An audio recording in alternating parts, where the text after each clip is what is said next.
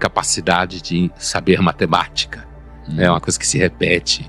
Você também citou a ganância humana. Então, assim, eu acho que ajuda muito a pensar, ser capaz de enxergar essas coisas mesmo. Coisas que não mudam, que se repetem, que a humanidade parece estar sempre transitando por elas. Isso, sem dúvida nenhuma, ajuda você a pensar melhor. Sim. A gente abre um leque de tantas possibilidades de conversa. Hoje, no avião, eu li uma frase, eu tirei uma foto, e tem muito a ver com o que você falou agora, eu queria ler pra gente. É uma frase do Schopenhauer. Sim. Ele fala o seguinte, deve ser muito animador, sendo Schopenhauer. Ele fala assim, o sábio, em todas as eras, sempre disse a mesma coisa. E os tolos, que a todos os momentos formam a imensa maioria, também agiram de maneira similar e fizeram exatamente o oposto. Né? Ou seja, sensacional como você acabou de falar. Tem né? tudo a ver mesmo. Tem tudo a ver. Primeiro com aquelas verdades que não mudam, aqueles princípios antigos. E segundo de como aquelas pessoas que elas acham que estão sempre certas e têm aquelas convicções profundas que não mudam e que tem a ver com geralmente convicções temporárias, como as modas e que sempre passam, destilam um ar de superioridade que não falam, né? Então é sensacional o que você falou. Só que aí você me trouxe uma grande dúvida agora. E aquelas pessoas que pensam demais e às vezes elas não conseguem sair do lugar, ou elas pensam tanto que começam a às vezes ficar depressivas porque começam a entender que muitas das verdades do mundo não são tão bonitas quanto a gente gostaria que fosse. Então pensar melhor é algo bom ou é algo ruim? Essa é uma pergunta muito boa. Quer dizer, é que na realidade pensar melhor, que é uma expressão que pode ter várias interpretações, mas assim, pensar melhor não é necessariamente pensar demais. Okay. Porque justamente pensar demais, principalmente quando você envereda por questões como uma certa paralisia, porque você fica pensando o tempo inteiro, como, por exemplo, se, sei lá, você está interessado numa menina e quer pegar a menina e você fica avaliando todas as hipóteses possíveis do que pode acontecer, isso pode acabar fazendo com que você não pegue a menina, certo? Você não chegue nela. Por quê? Porque você fica preocupado com isso, você faz uma lista de possíveis desdobramentos do que pode acontecer caso você a aborde, né? Ainda mais hoje que isso se transformou quase numa atividade de risco, né? Em muitas situações. Então aí é pensar demais. E de fato, pensar demais não significa a priori pensar melhor.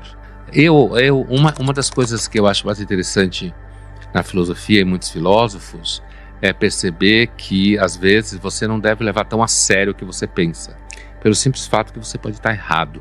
Então, isso é uma coisa muito comum na filosofia, mas não é todo mundo que tem noção disso daí, que tem clareza disso, de que para pensar melhor, você necessariamente não precisa estar absolutamente certo de que tudo que você pensa está certo.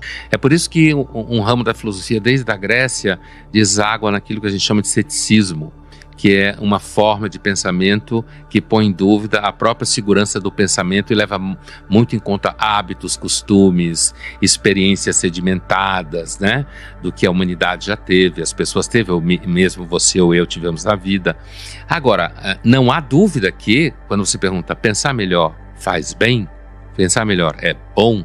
Se eu entendo por pensar melhor como pensar de forma mais densa, organizada, sistemática, pode levar você sim a resultados pessimistas, como o próprio Schopenhauer, né, que é um dos filósofos mais pessimistas da história da filosofia.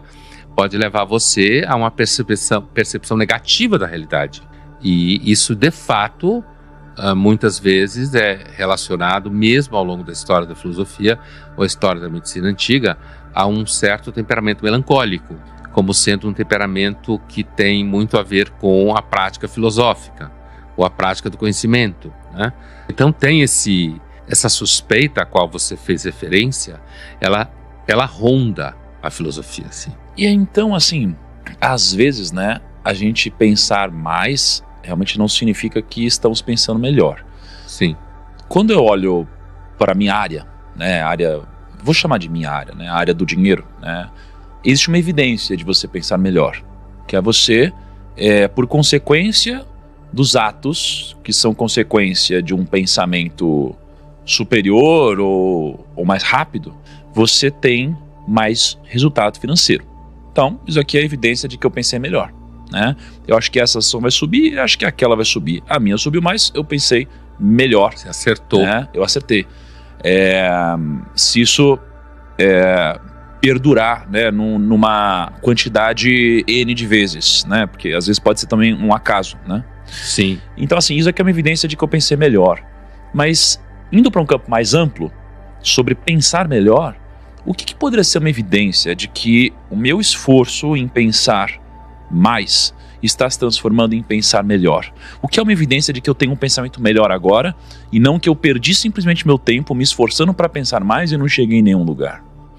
Olha, alguém pode levantar a hipótese de que pensar melhor não necessariamente significa ter sucesso em coisa nenhuma.